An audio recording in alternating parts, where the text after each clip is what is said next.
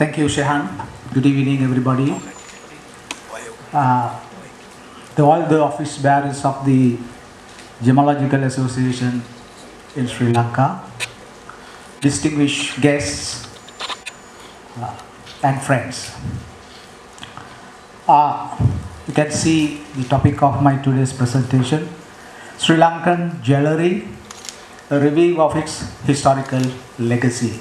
So my objective is to brief the historical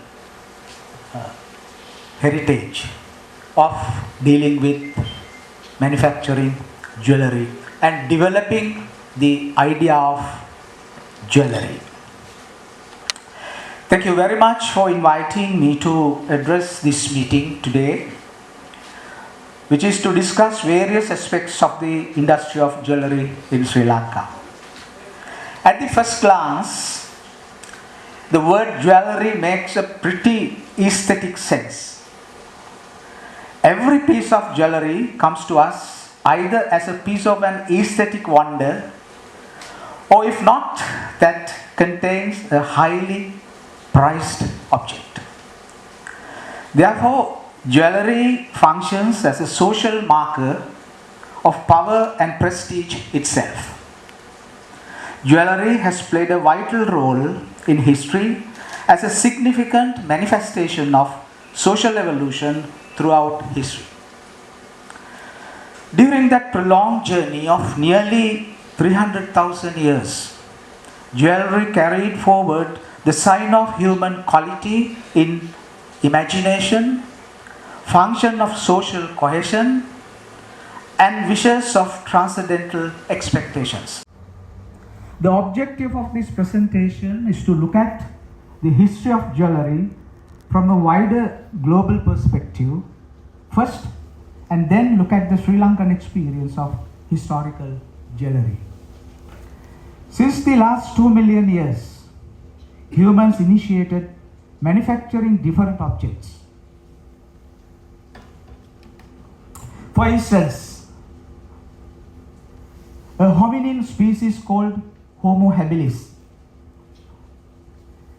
made the first stone implement for the sake of his practical utility purposes. He manufactured a very simple stone implement called a chipped pebble or stone flake. Since then, humans tended to create and develop their technology at a rapid pace. Until the emergence of Homo sapiens, or in other words, the anatomically modern humans, the technological repertoire produced by the hominin race was predominantly confined to merely utility objects. Such assemblages include different types of implements made out of stone, wood, and osteological residues of different animals. It is discernible that this behavior started to change 3,000 years ago. It is a period of the emergence of Homo sapiens. This species carries a brain capacity of 1,350 cubic centimeters in contrast to a brain capacity of 450 cubic centimeters existed at the dawn of their evolutionary trajectory. These big brain humans attempted to make symbolic objects for the first time in the history of human cultural development. Symbolic objects are non-utilitarian items. Such objects consist of merely symbolic meanings that serves their conceptual necessities. The decision made by these big brain hominids to manufacture non-utilitarian symbolic objects marks an explosion in the history of human cognitive development. Indeed, the advancement is considered by anthropologists as one of the key indicators of forming the human society at large. It is quite interesting to note that the first symbolic objects the humans manufactured were beads and pendants. As you all know, these two varieties are one of the major content of the phenomena of jewellery even today. 300,000 years ago, an individual who occupied a cave situated in the area called Repolast in Austria had made a pendant using an incisor of wolf. The author of this work has been identified as Homo heidelbergensis, who had colonized southern Europe at that period. This incisor has expertly drilled at the end of its root to make it a pendant. This is the oldest piece of jewellery that has ever been reported in human history.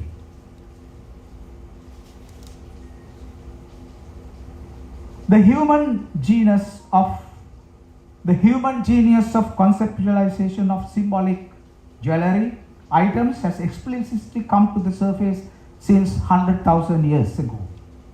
A magnificent assemblage of beads was reported from Blombos Cave in South Africa. This assemblage consists of a large collection of shell beads. Beads tell us a great deal about both the technology and the culture of their makers and users.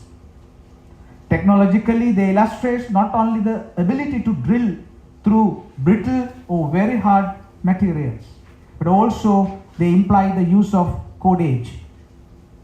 The very essence of a bead or pendant is to be threaded onto a string. It would simply be pointless to perforate a small object for another purpose but to pass a string through it. Now let us turn to the history of making symbolic objects that could be classified as jewellery in Sri Lanka.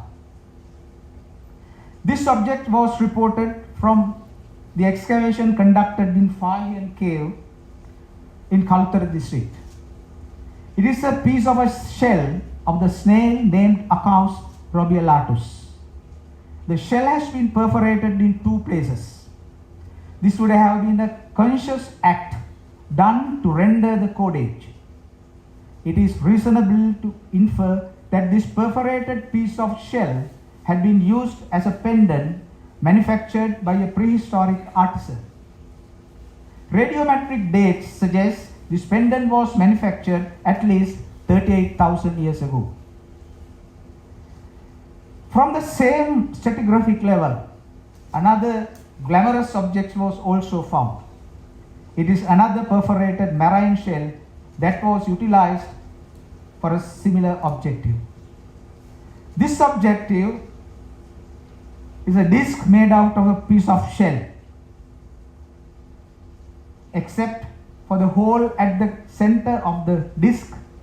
A serration was also incised along the margin.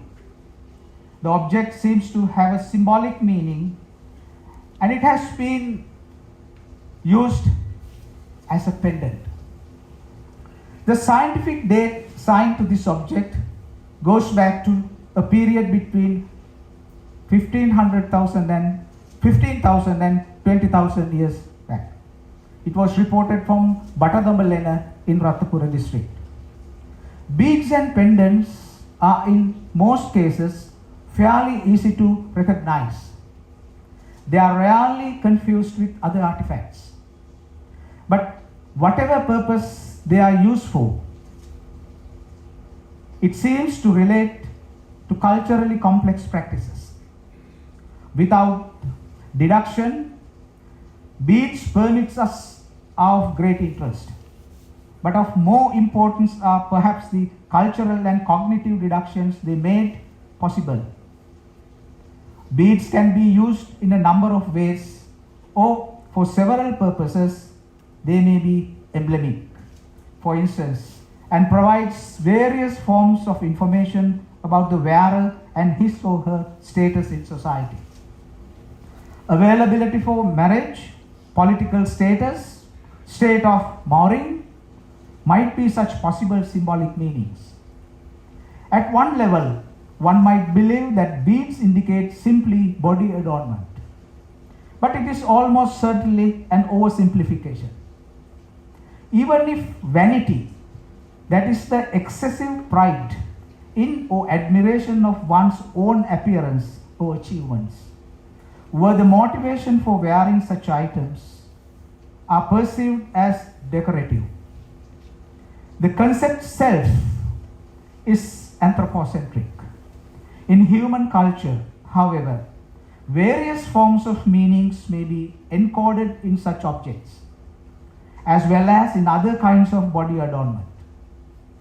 In ethnography, beads sewn onto apparel or worn on necklace may signify complex social, economic, ethnic, ideological, religious, or emblematic meanings, all of which are only accessible to participants of the culture in question.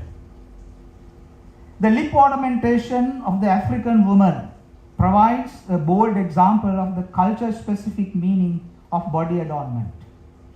This modification is done by inserting increasingly large discs, usually circular and made from clay or wood, into a pierced hole in either the upper or lower lip, or both. Archaeological evidence indicates that these pierced lip ornaments have been independently invented several times in Sudan, Eritrea, Ethiopia, Mesoamerica, and coastal Ecuador at least 10,000 years ago. During the field work we carried out in Balangod area in 2013, 2 stone pendants were recovered. One is a quartz flake that had been consciously trimmed its edge into a shape of a human heart. The hole drilled on this quartz flake shows us the sophistication of the prehistoric lithic technology that prevailed in Sri Lanka at that time. Another aesthetically fascinating object we found is a church stone flake that has been ornate in a similar way to the quartz pendant that once mentioned. It has found from an excavation conducted in rock shelter in Kaltota area and has been dated to 9000 BC. This object is a shark tooth. It had been brought by someone to the cave. It was found 60 kilometers away from the sea. The drilled hole at the top of the tooth suggests that it was intended to hang using a thread. This beautiful polychrome bead necklace was excavated in year 1991 from Ibankatua, early Iron Age cemetery situated near Dambulla. Although part of the necklace was burnt, its majestic appearance remains intact. This elegant ornament consists of beads of 2 different varieties of semi-precious stones mixed with a set of tiny terracotta flat cylindrical beads. The majority of the beads are carnelian, and several black edge beads were added to the necklace to enhance its beauty.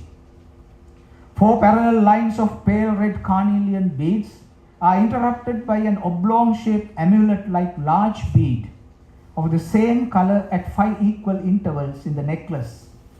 This setting holds together 4 parallel strings of beads, and that articulation also creates a geometrical harmony between the circularity of the beads and the linearity of the necklace.